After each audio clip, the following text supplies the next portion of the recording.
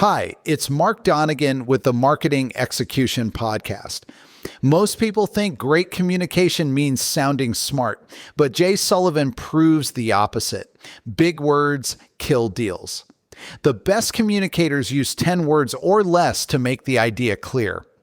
As a virtual CMO with over 2 decades of experience, I've watched this pattern across hundreds of B2B pitches. Now, here's my conversation with Tim on transforming how you communicate. Tune in, listen up, it's marketing time.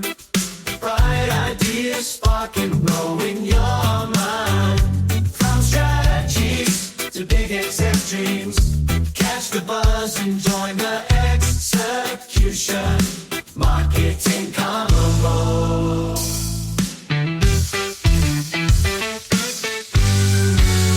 Welcome to the Marketing Execution Podcast. This is the show for tech founders and leaders building B2B products and technologies.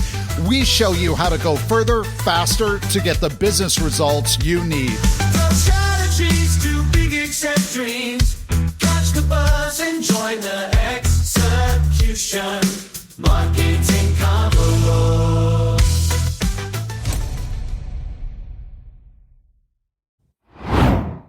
So Mark, I've been chewing on something all week that I think could be a game changer for founders who feel like they're shouting into the void with their pitches. Oh yeah? What's been rattling around in that head of yours? So I was reading through this communication framework, and the core premise just hit me differently this time. It's this idea that we're all terrible communicators because we're fundamentally selfish about it.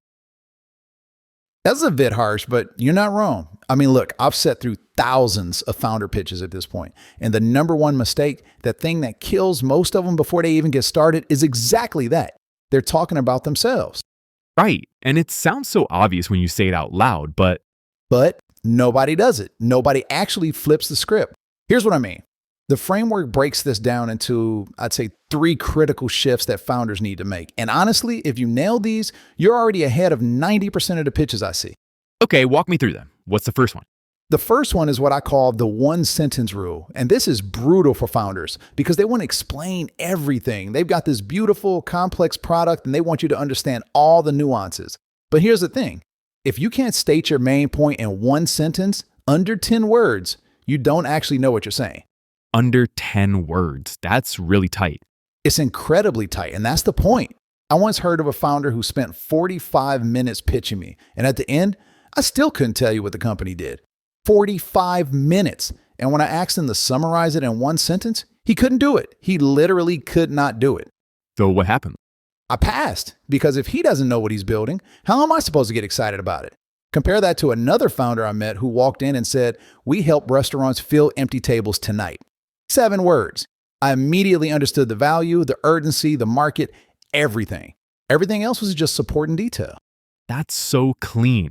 But okay, let me push back a little. What if your product is genuinely complex? Like, what if you're building something in biotech or enterprise software where... Stop.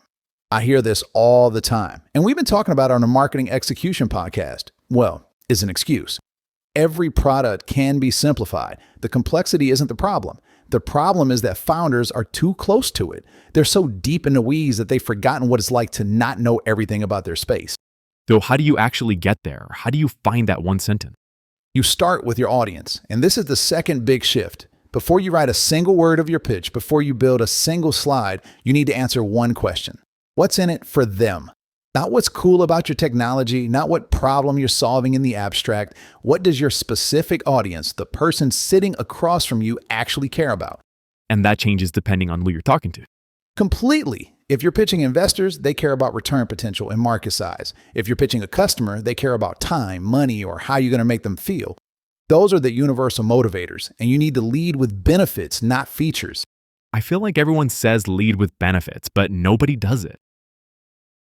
They say they do, and then they immediately start talking about their proprietary algorithm or their patent pending process. That's not a benefit. That's a feature. The benefit is what that feature does for the person listening. There was this one company I advised, and they kept leading with, "We have the most advanced AI recommendation engine." And I was like, great, who cares? Nobody wakes up wanting an AI recommendation engine. They want to save time or make more money or look smart to their boss. So you made them flip it. Exactly. We rewrote their entire pitch to start with, "We help sales teams close deals 30% faster." Now that's a benefit. The AI stuff becomes the proof point, the how, but it's not the headline. Okay, so we've got the one sentence rule. We've got leading with benefits for your specific audience. What's the third shift? The third one is about structure, and this is where most founders completely fall apart. They think a good pitch is about building suspense, like they're writing a mystery novel. They save the conclusion for the end. The big reveal. The big reveal, and it's a disaster because your audience isn't sitting there on the edge of their seat wondering what you're going to recommend. They're sitting there getting impatient, trying to figure out where you're going, and they're not actually listening to your supporting points because they're too busy trying to predict your conclusion. So you flip it. Conclusion first. Always. Tell them what you want them to believe in the first 30 seconds. Then spend the rest of your time proving why you're right. It's counterintuitive because we're trained in school to build arguments: introduction, body, conclusion. But in business, nobody has time for that. They want to know the punchline immediately so they can decide if they even want to keep listening. I love that. It's almost like you're giving them permission to pay attention. You're reducing their cognitive load. You're making it easy for them to follow along because they already know where you're going. And when you state your conclusion up front, it forces you to actually have a clear conclusion. It's a forcing function for clarity. Mark, that's fascinating. Let's pivot for a second and talk about what this means when you're not in a formal pitch, like when you're just having a conversation with a potential customer or partner. You know, that's where things get really interesting because in a formal pitch, you've got this structure, right? You've got your slides, you've got your talking points, but in a conversation, you're flying without a net. And that's where most founders completely fall apart because they default back to talking about themselves. I've seen it happen so many times. A founder will nail their investor pitch really crisp, really focused on benefits, and then they'll grab coffee with a potential customer and just word vomit everywhere. Word vomit has brutal but accurate. It is brutal, but the same principles apply whether you're on stage in front of 300 people or sitting across from one person at a coffee shop. Your job is still to focus on them. What do they care about? What's keeping them up at night? What would make their life easier? So the context changes, but the core approach stays the same. Exactly. And this is where listening becomes everything. In a pitch, you're mostly talking, but in a conversation, the ratio should flip. You should be asking questions, digging deeper, trying to understand what they actually need. Okay, but let me push on this, because I think a lot of founders here listen more and they interpret that as being passive, just sit there and nod. That's the worst interpretation. Listening isn't passive at all. Real listening is incredibly active. You're processing what they're saying, you're connecting it to what you know, you're formulating the next question that's going to unlock something useful. It's almost like you're conducting an investigation. That's a great way to put it. You're investigating their problem. And the benefit is that when you listen well, when you ask sharp questions, people actually trust you more. They feel heard. They feel like you get them. You know, a sharp question does one of two things. Either it uncovers specific information you need, or it gets the other person to think differently about their situation. So instead of asking, "Do you have budget for this?" which is closed and kind of lazy, you might ask, "What would need to be true for this to become a priority this quarter?" Oh, that's so much better, because now they're doing the work of selling themselves. You got it. They're articulating the path forward in their own words. And once they say it out loud, they're way more committed to it. I want to go back to something you said earlier about the ratio flipping, because I think there's a real tension here for founders.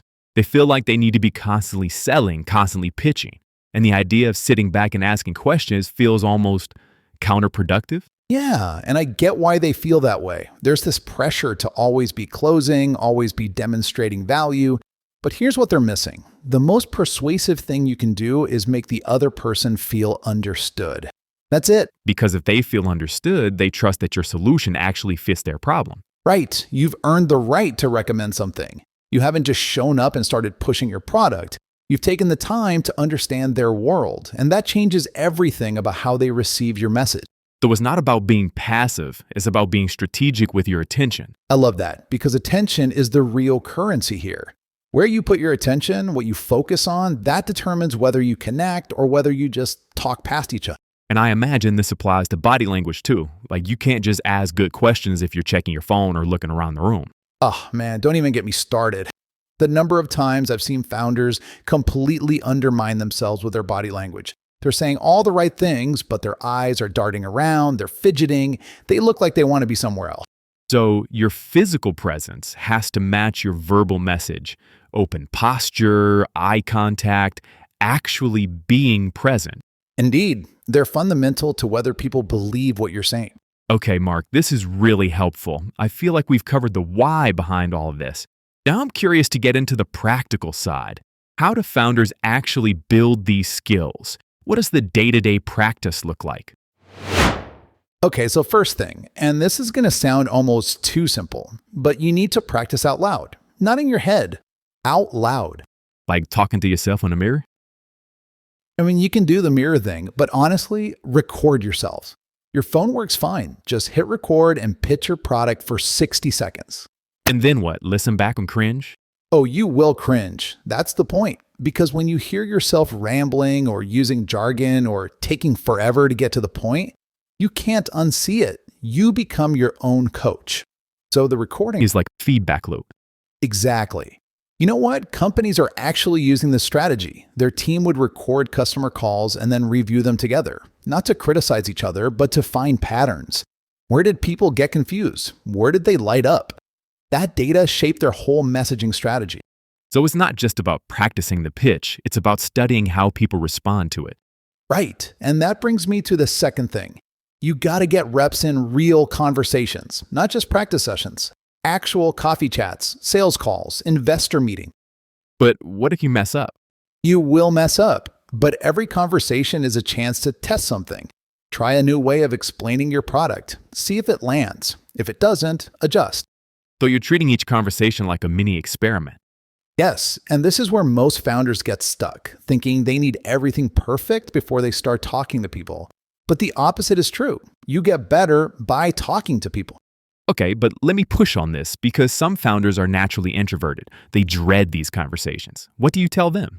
I tell them to start small, one conversation a day, just one, and make it low stakes. Talk to someone who already likes you, a friend, a former colleague. Get comfortable with the rhythm of explaining your thing out loud. Build the muscle before you lift heavy. Love that. And here's a trick that works really well. Before any important conversation, write down one question you want to ask the other person. That shifts your brain from performance mode to curiosity mode, because now you're focused on learning instead of impressing. So the best salespeople are actually the best listeners. That's the secret nobody wants to believe, because listening feels passive, but it's not. Real listening is work. You're tracking what they say, connecting dots, figuring out what they actually need. Okay, so we've got practice out loud, get real reps, and lead with questions. What else? The last one is body language. Like, don't cross your arms? That's part of it, but it's more than that. Your body has to match your words. If you're saying you're excited about a partnership, but you're slouching and looking at your phone, nobody believes you. So there's a trust gap when your body and words don't align. Huge trust gap. So before any important meeting, stand up straight for 2 minutes, hands on hips, chest open. It sounds silly, but it actually changes your hormone levels. You feel more confident, and that confidence shows. And look, some of the research got challenged, but the core idea holds. How you carry yourself affects how you feel, and how you feel affects how you communicate. So it's almost like you're preparing your body to perform before your mouth even opens. That's a great way to put it. And one more thing on body language, eye contact. When you're in a meeting, don't let your eyes dart around. Pick one person, finish your thought, then move to the next person. So you're creating little moments of connection. Exactly. Each person feels like you're talking to them, not at the room. This is gold, Mark. Okay, we've covered a ton of ground today. Can you take a minute and summarize the big ideas we've talked about across all 3 parts of this conversation? All right, let me bring this all together. We started with the foundation, which is that most founders fail at communication because they make it about themselves instead of their audience. The fix is simple but hard. You need to state your main point in one sentence, under 10 words. Tell people what you want them to believe in the first 30 seconds. From there, we moved into conversations. The same principles apply whether you're on stage or grabbing coffee. But you should be listening more than talking, asking sharp questions, making the other person feel understood. That is how you earn the right to recommend something. And finally, we got practical. Practice out loud. Get real reps in actual conversations, and make sure your body language matches your words. Mark, after all that, if someone only remembers one thing from this entire conversation, what should it be? The best communicators are not the best talkers. They are the best listeners. If you want to change how people respond to you, stop trying to be impressive and start trying to be interested. That one shift will transform everything.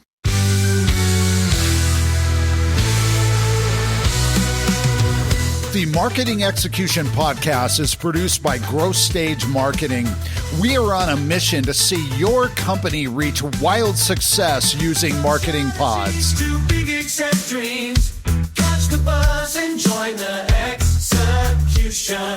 Marketing Convo. Thank you for listening and being a part of the marketing execution movement and community. To learn how growth stage marketing clients reach more buyers and drive business impact, go to growthstage.marketing. That's growthstage.marketing.